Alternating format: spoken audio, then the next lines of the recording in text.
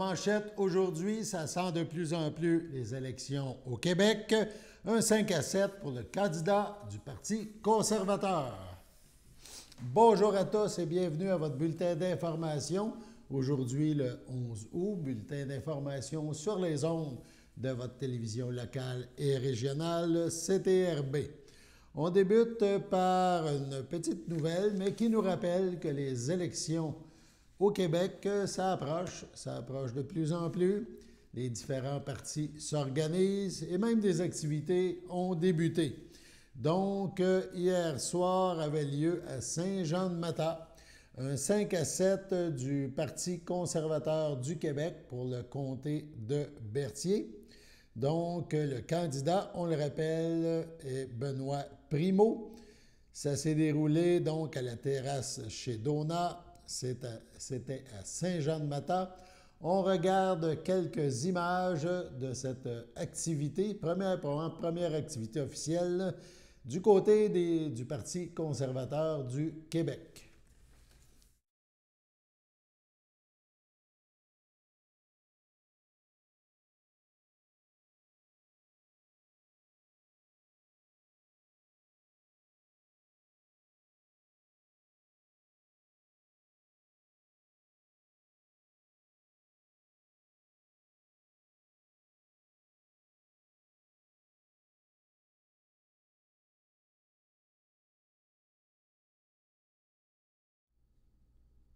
Pour l'occasion, le candidat d'Ambertier, Benoît Primeau, était accompagné notamment par Serge Noël, qui est candidat pour le Parti conservateur du Québec en Mauricie.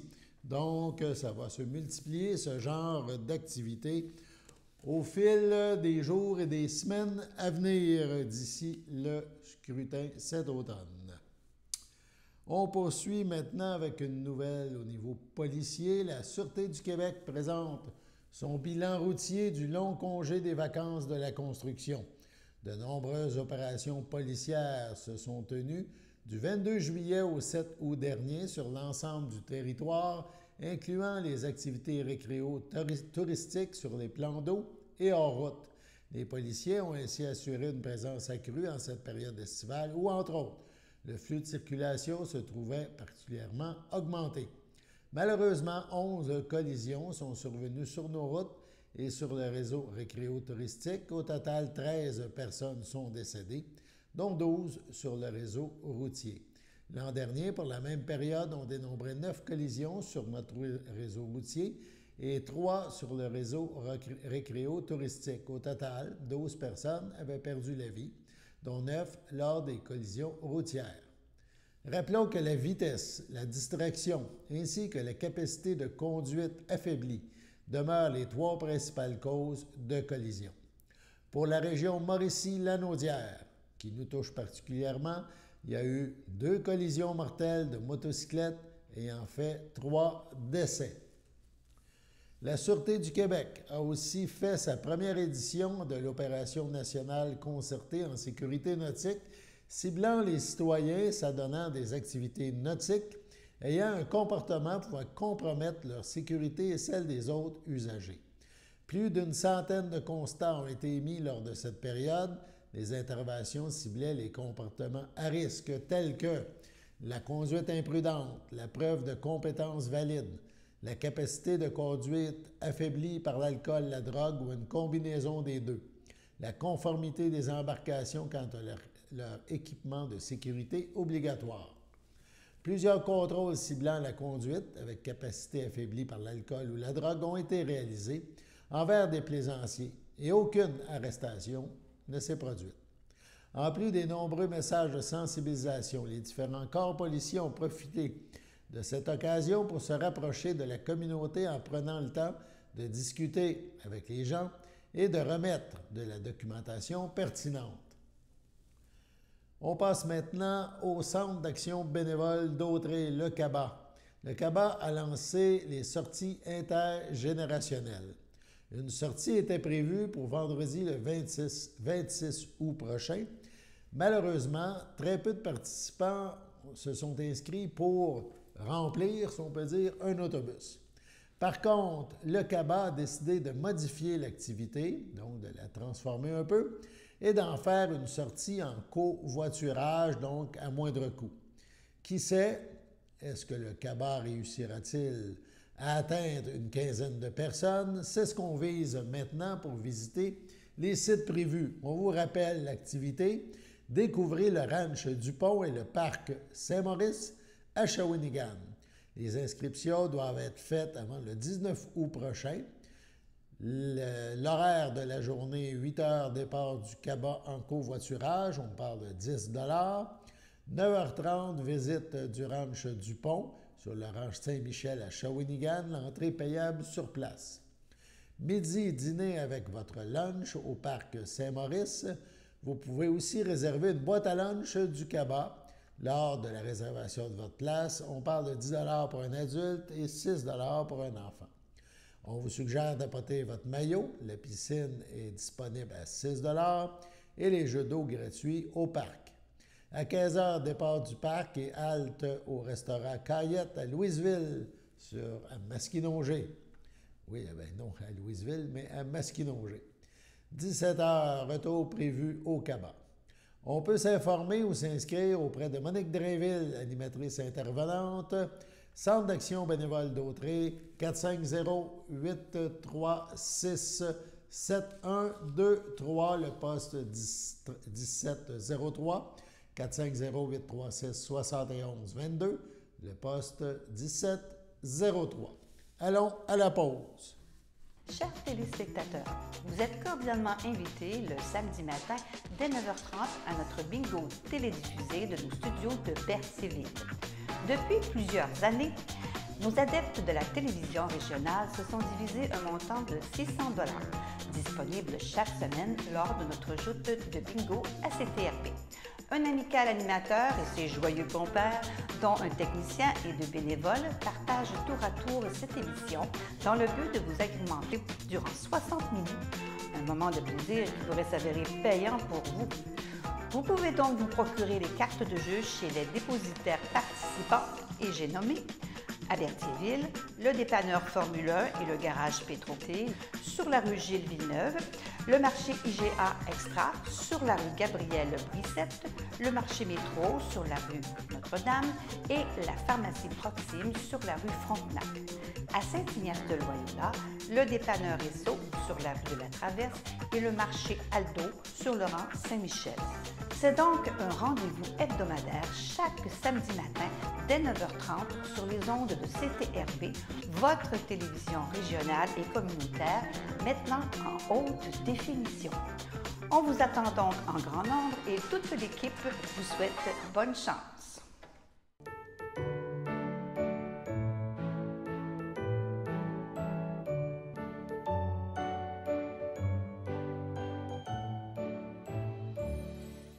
En ce 11 août, les anniversaires, la FADOC de l'Île-du-Pas souhaite bonne fête à Aline Simon et à Serge Plante. C'est votre anniversaire aujourd'hui. 11 août, toute l'équipe de CTRB se joint à moi et vous souhaite bonne fête.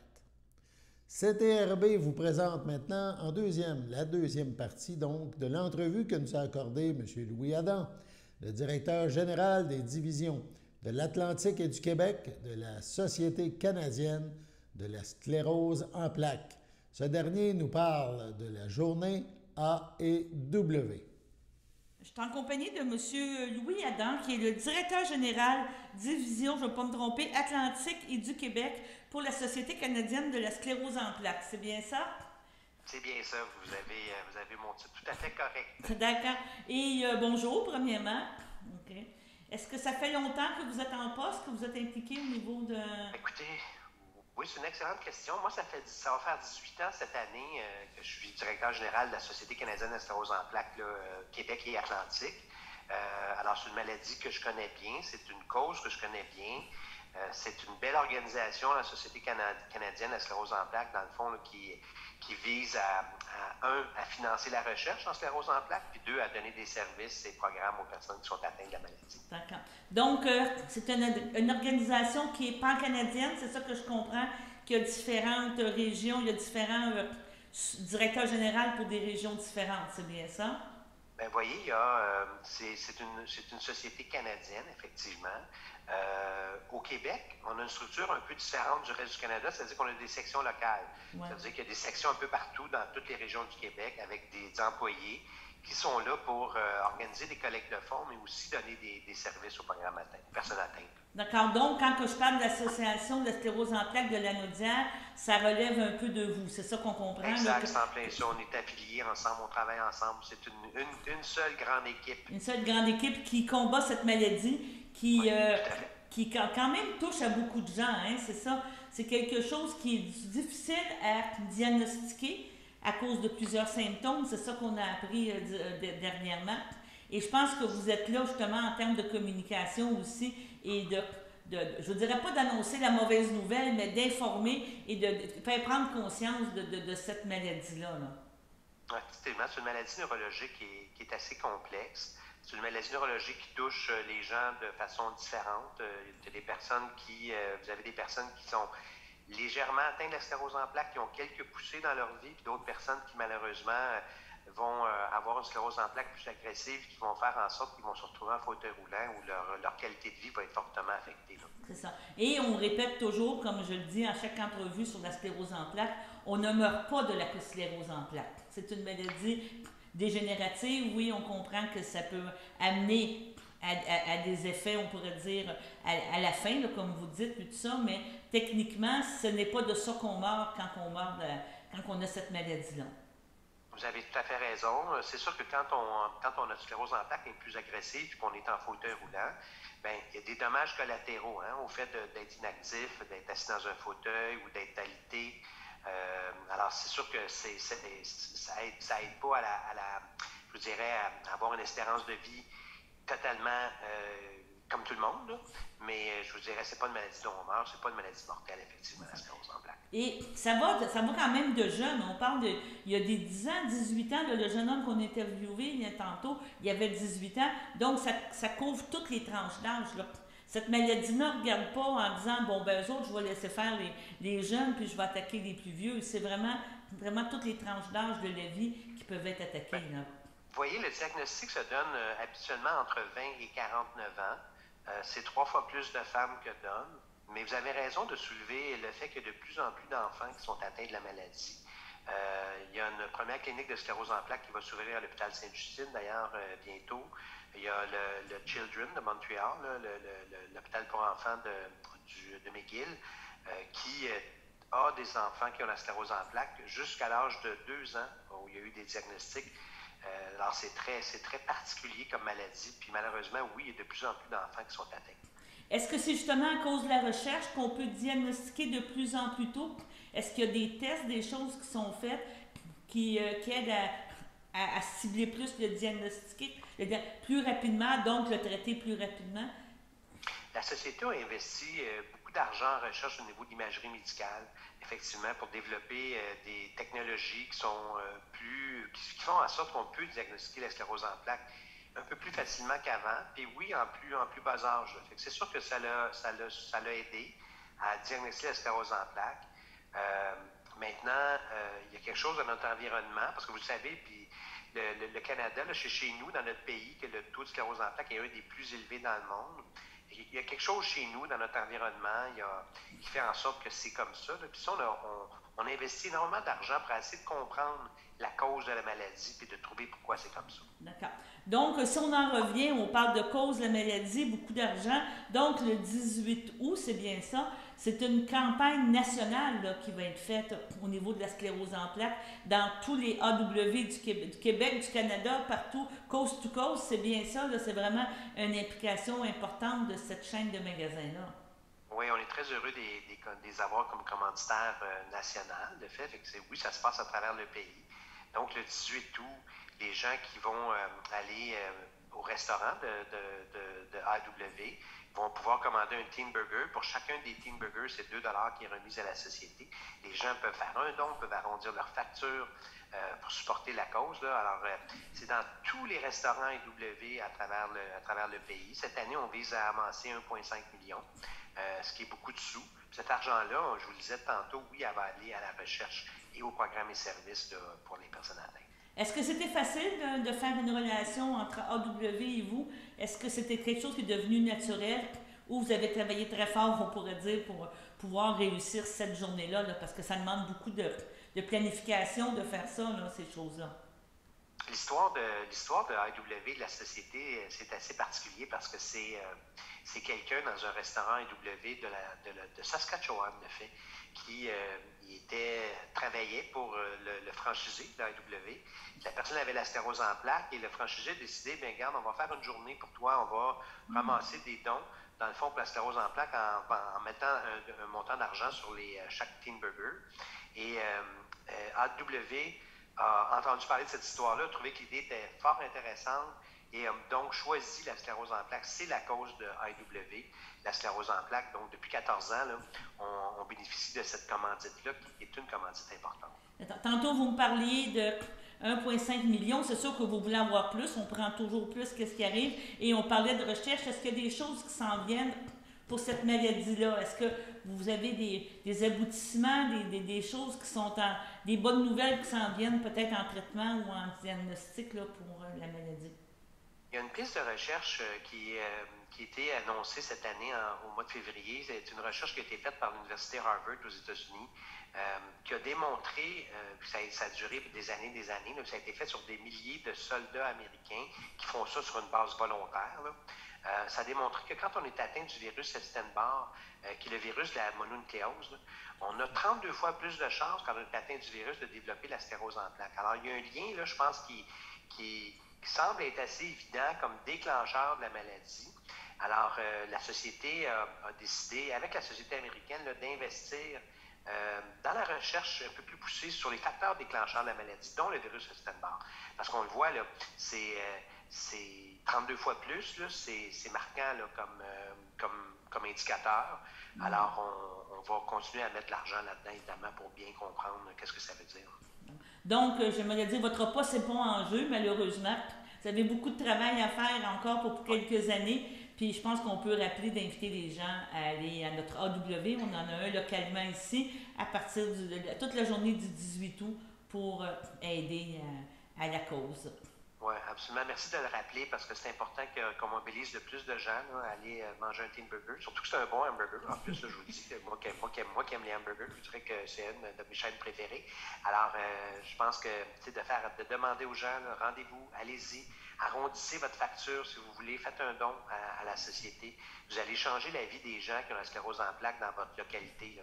Parce que cet argent-là, oui, elle sert à la recherche, mais elle sert aussi à soutenir les gens sur le plan local. Et je pense qu'il va y avoir plein de petites activités dans chaque AW où les porte-paroles vont se promener, là, on va pouvoir les rencontrer. Ouais. Bon, ben, c'est une journée bien animée, le 18 août. D'accord. Merci beaucoup, M. Adam, puis on se reparle pour avoir les résultats, justement, et savoir où va la recherche. Merci. Avec grand plaisir. Merci pour l'entrevue. Merci. Bonne journée. Merci beaucoup, monsieur. C'est pas plus compliqué que ça, mais je pense que c'est important, puis on va en reparler. Ça va être beau. Merci. Excellent. Je vous souhaite une belle journée. Au revoir. Sur ce, allons à la pause.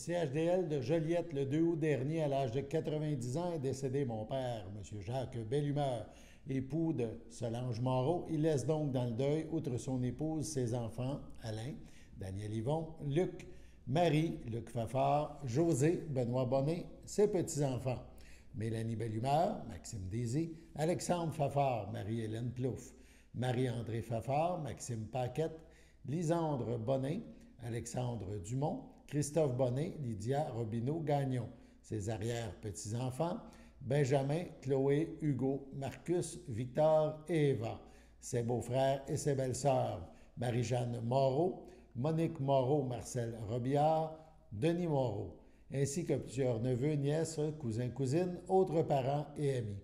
Selon ses volontés, les rituels commémoratifs auront lieu en toute intimité. À son domicile, le 6 août, à l'âge de 70 ans, est décédé M. Jean-Pierre Désilet, conjoint de Marie-Christine Bromeau, demeurant à Saint-Ignace de Loyola. Le défunt laisse dans le deuil, outre sa conjointe, sa fille Marie-Pierre Désilet, Kevin Green, ses beaux-enfants, Audrey Leclerc, Francisco Sanhuza Graff, Olivier Leclerc, Ariane Leclerc, Dominique Lapointe, ses petits-enfants, Riley, Liv, Loïc, Félix, son frère François Désilet, ses beaux-frères et ses belles-sœurs, Jean-François Bromeau, Michel Bromeau, Diane Labelle, Nathalie Bromeau, ainsi que plusieurs neveux, nièces, autres parents et amis. Jean-Pierre laisse aussi dans le deuil la grande famille des radioamateurs du Québec et particulièrement son ami Gilles Saint-Onge. La famille vous accueillera samedi le 27 août dès 13h au complexe funéraire Efterio, 741 rue Notre-Dame à Berthierville. Suivra un hommage à 16h au salon. Au CHDL de Saint-Charles-Borromée, le 6 août, à l'âge de 73 ans, est décédé M. Mario Méo Marquis, conjoint de Claudette Dréville, demeurant à Saint-Cuthbert. L'ayant précédé sa sœur Janine, il laisse dans le deuil, outre sa conjointe, son fils Stéphane, ses frères, ses belles-sœurs et beaux-frères, Léonard, Gilles, Bertrand, Robert et sa conjointe Janine, Rosaire Drainville, Diane Houle, Mario Drainville, Jacqueline Bélanger, Daniel Drainville, France Dumontier, Michel Drainville, Sylvie Drainville, André Houle, plusieurs neveux, nièces, autres parents et amis, ainsi que de nombreux amis et amis du camping du Vieux-Moulin de Saint-Barthélemy. La famille accueillera parents et amis samedi le 10 septembre dès 12h30 au complexe funéraire Thériault, rue Notre-Dame à Berthierville. Suivra une liturgie à la chapelle du complexe à 14h30. M. Marquis sera inhumé à une date ultérieure. Au CHSLD Alphonse Rondeau, le 25 juillet, à l'âge de 91 ans et 6 mois, est décédée Mme Madeleine Désy, fille de feu Armand Désy et de feu Jeanne d'Arc Plante, demeurant à la Visitation de l'île du Pas. Il a rejoint ses frères André, Paul, Maurice et Richard. Elle laisse dans le deuil son frère, ses sœurs, belle-sœurs et son beau-frère. Gilbert Désy, Régente Plante, Claudette Désy, Junot Champagne, Mariette Désy, feu Michel Biron, Gisèle Plante, feu Richard Désy, sa filleule Véronique Biron, ainsi que plusieurs neveux, nièces, autres parents et amis. La famille tient à remercier le dévouement exceptionnel de l'équipe du deuxième étage du CHSLD Alphonse Rondeau. La famille vous accueillera samedi, le 13 août, dès 13h, en l'église de la Visitation de l'île du Pas. Suivra les funérailles à 14h. Madame Désy sera inhumée au cimetière de la Visitation de l'île du Pas. Au CHDL de Saint-Charles-Borromée, le 20 juillet, à l'âge de 74 ans, est décédée Mme André Monette, épouse de Gérard Denis, demeurant à Saint-Ignace de Loyola. Elle laisse dans le deuil, outre son époux, son fils Marcel Denis et sa conjointe Sylvie Bacon. Sa sœur est Jeanne Monette, Henri Bellumeur, son frère Georges Monette, Madeleine Massé, ses beaux-frères Maurice Denis, Guy Denis, Marjolaine Bergeron, ainsi que plusieurs neveux, nièces, autres parents et amis.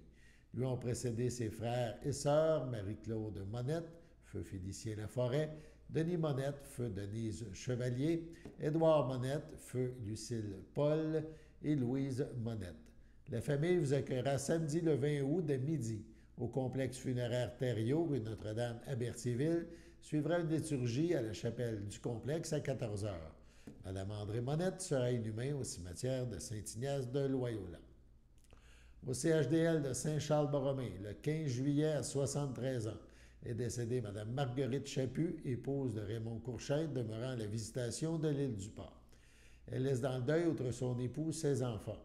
Nathalie Courchaine, Jean-Guy Nadon, Stéphane Courchaine, Janine Parent, ses petits-enfants, Johan, Angélique et Molly, ses frères, ses sœurs, ses belles-sœurs et beaux-frères, Georgette Pellerin, feu Michel Chaput, Jean-Luc Chaput, Micheline Vaillancourt, Monique Chaput, Léopold Bellé, Paul-André Chaput, Hélène Bouchard, Marie Chaput, Lucie Chaput, Pierre Chaput, Luce Grégoire, Cécile Chaput, Gilles Courchaine, Lucie Lefebvre, Louise Courchaine, Daniel Courchaine, Madeleine Bélanger, Huguette Courchaine, André Plante, ainsi que plusieurs neveux, nièces, autres parents et amis.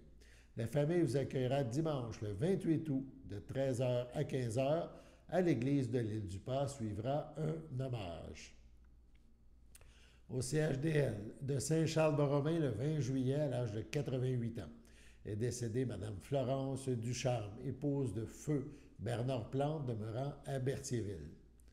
Elle laisse dans le deuil ses filles, Marielle Plante, Guy Tarte, Ginette Plante, Jean Darvaux, Ghislaine Plante, Carole Plante, ses 8 petits-enfants, Sébastien et Geneviève, Marie-Pierre, Alex et Caroline, Mathieu, Michael et Maxime, ses 7 arrière-petits-enfants, sa sœur et ses belles-sœurs, Fernande Ducharme, Micheline Plante, feu André Mousseau, Jeannette Plante, feu Marcel Dagenet, ainsi que plusieurs neveux, nièces, autres parents et amis.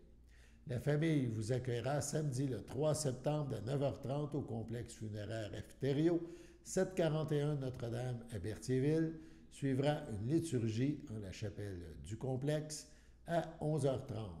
Madame Florence Ducharme sera inhumée au cimetière de Saint-Thomas le même jour. Sur ce, passons à la météo.